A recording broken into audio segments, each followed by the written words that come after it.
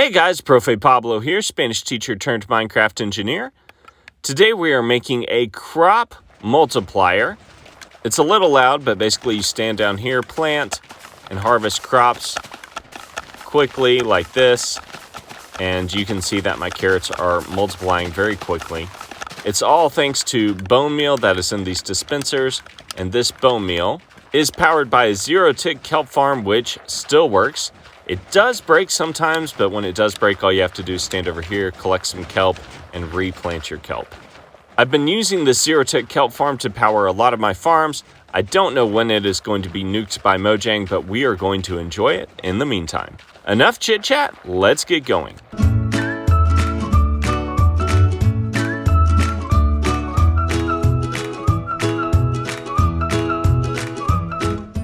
You guys have seen me do this build a lot, but let's go ahead and get started with the kelp part. Go ahead and make a repeater clock, which is the T clock. Place down a redstone torch there. Place down sticky pistons here. 14 seems to be a good number for us. Then we are going to place down a row of blocks here.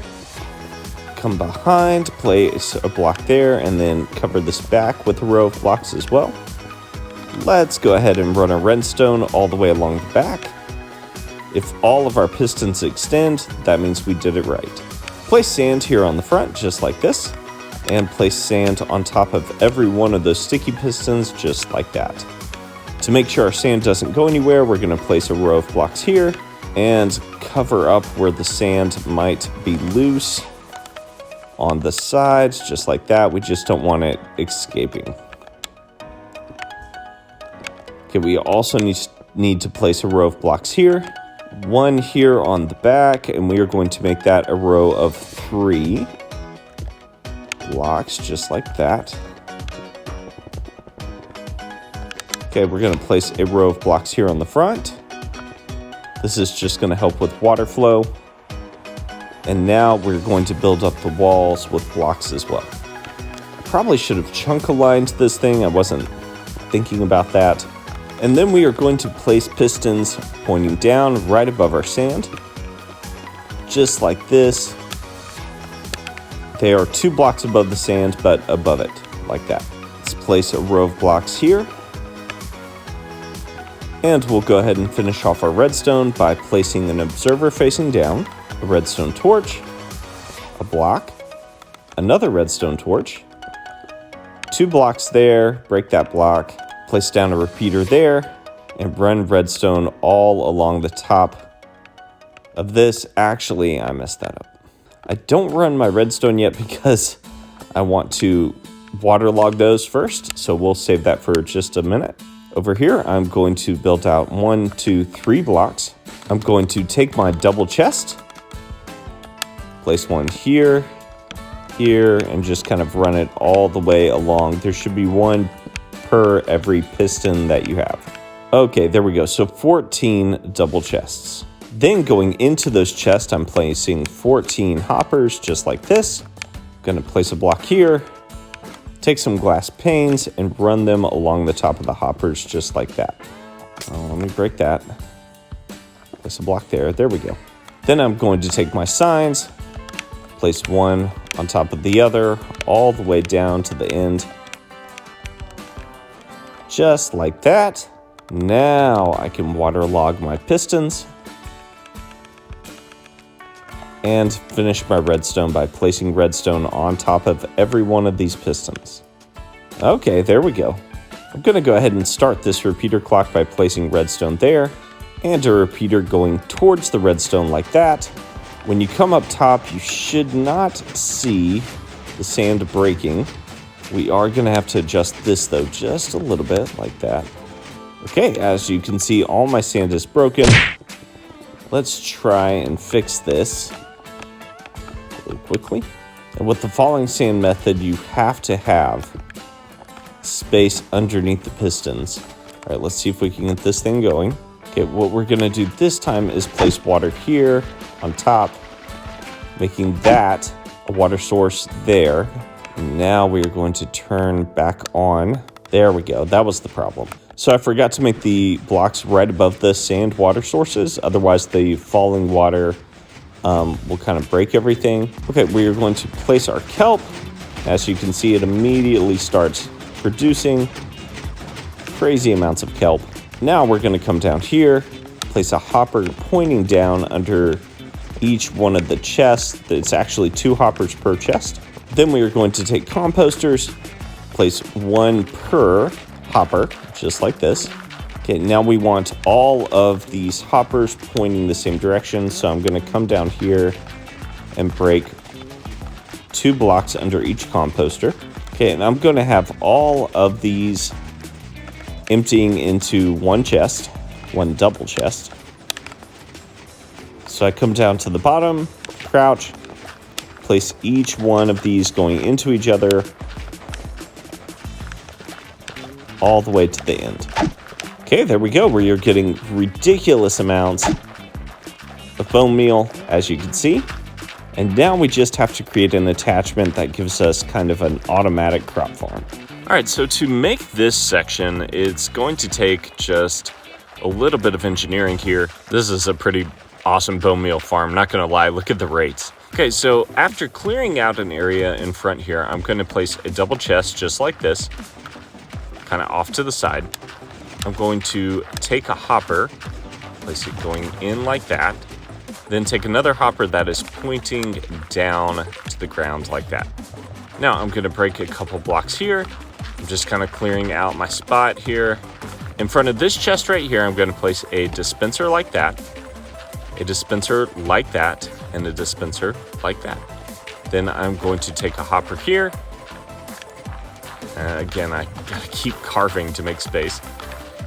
And I'm going to bring hoppers all the way back so that this is going into this dispenser here.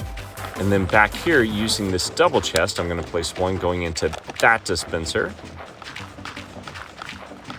And bring hoppers back like that.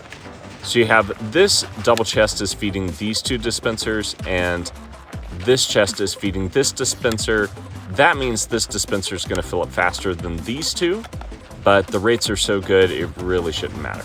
Now we got to do our redstone for this thing. I'm going to break here, place a block right there of dirt, and I'm going to dig around this way, carving out all the way around the dirt, just like that. I'm going to take a redstone torch and place 1 here, here, and here, all under the dispensers. And I'm going to break this block, place a block here, a block here. I'm making a T clock. So down here, I'm going to place a redstone torch, redstone here, and a repeater going into that redstone just like this. So to kind of explain what's happening here, we have our T clock, but this dirt is part of the T clock, and all these torches are activating these 3 dispensers.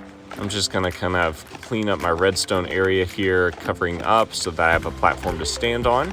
Now I do want this dirt to be able to be waterlogged, so what I'm going to do is kind of dig over here. And as long as I have dirt touching that other dirt, I should be able to waterlog it. So like that, I'll place water there. Has to be within 4 blocks of this. Get wooden hoe, break it, we'll see if it waterlogs.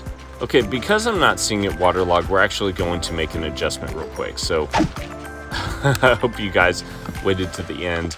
I'm gonna break this. And I'm going to put blocks under each one of the dispensers like this.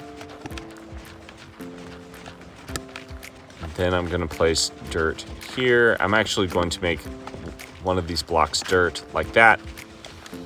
And then I'll place my water source back here, just like that.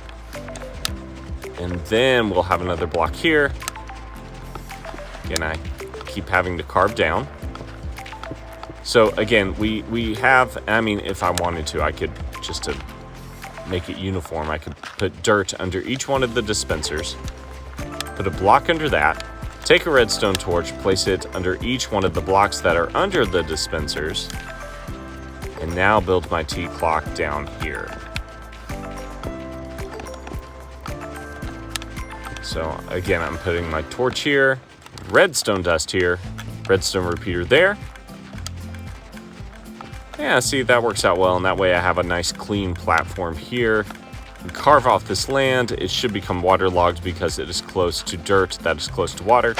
And now for this thing to work, all I have to do is place a carrot. It grows. Let me switch over to survival mode so you can see this in action. Okay, so I have 1 carrot in hand. Watch it multiply. I'm doing left click, right click, left click, right click. I can even pick up the pace if I want. I mean, look at how fast this multiplies. Okay, just like that, a stack of carrots. That was so easy. So this food multiplier definitely works. This thing does break, I have noticed, so you have to like stand over here and you'll grab some kelp and then you can replant. So it's not fully AFK as far as the bone meal goes, but it produces bone meal so quickly. That's worth just kind of standing around and maintenancing. But yeah, so we have the kelp making the bone meal, and then we make our food multiplier down here. This will work for carrots, it'll work for potatoes, any kind of crop that you can imagine. I hope you guys enjoyed this crop multiplier, and as always, thanks for watching.